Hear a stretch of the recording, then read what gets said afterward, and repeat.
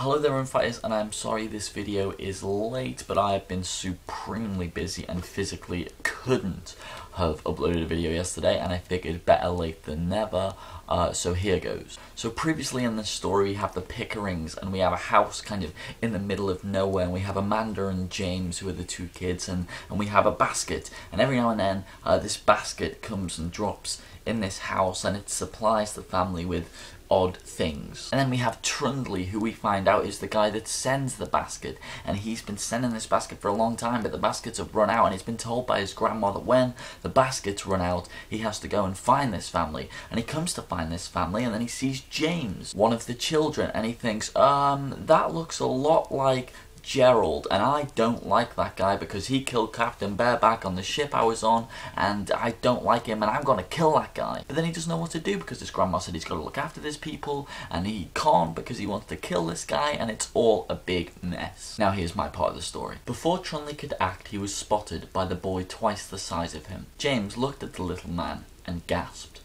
"Trundley?" James said, shocked. Trundley's words caught in his throat. It was him, this confirmed it. Trundley unsheathed a dagger from his dirty boot and edged towards the boy, who was not Gerald. "What are you doing, Trundley? You're nice, I know you are. I don't understand what you're doing." The two figures just stood there on the lawn outside the Pickering house, staring at each other in a kind of dazed confusion. At that moment, Amanda ran out of the house, and Trundley nearly jumped out of his skin. "Grandma?" Trundley asked, trying his level best not to pass out on the spot. In front of him was his grandma, exactly how she'd looked when she was a girl.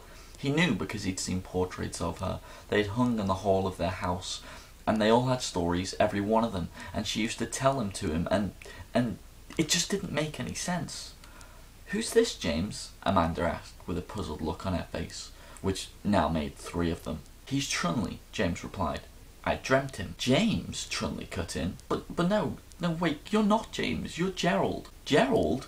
I'm not Gerald. Gerald was killed by the sea. You weren't there. The crew looked for you, but you'd gone." "Who is Gerald?" Lucy said. By Lucy I of course mean Amanda." Exasperated. "I dreamt of him as well." The three of them just stood there, dumbstruck, not knowing what to say, or what to do, or even what to think, until finally Trundley shook his head, as if snapping out of a daze. "I don't believe you," he said, with more than a hint of uncertainty. "But you have to believe me," James said. "Look, I'll show you." And he walked into the house, indicating for the little man to follow. James led the way through the house, talking as he walked.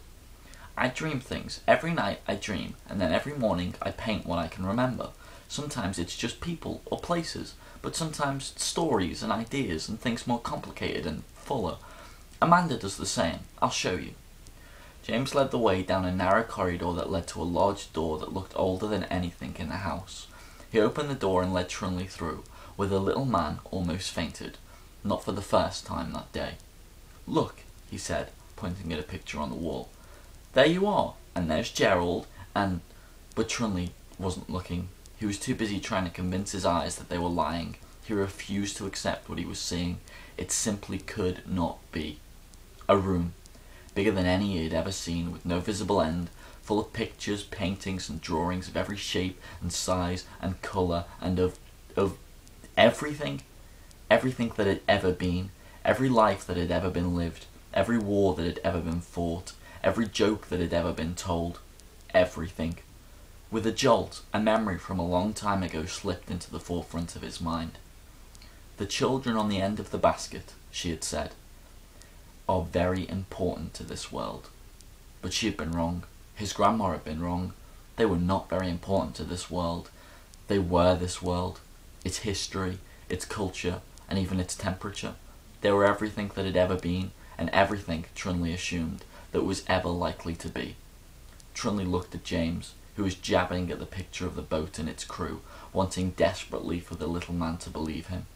And that's when he noticed it, a gap in the wall, where no pictures had yet been placed, and he noticed immediately just how very small it seemed to be, and he wondered, idly at first, what it was that would happen when there was no more room left on the wall. Okay, Run Fighters, that is my piece of the story. I very much hope you enjoyed it, and I very much hope that it continues. Maybe not in video form, we could do something on the forum or something like that. But I feel like it's a nice story, and not everyone's had a go for various reasons. So I really am petitioning for this to carry on, because I like the story and I like the characters, and I really enjoyed writing my beats. So yeah, that is all for me today, and I will see you next time.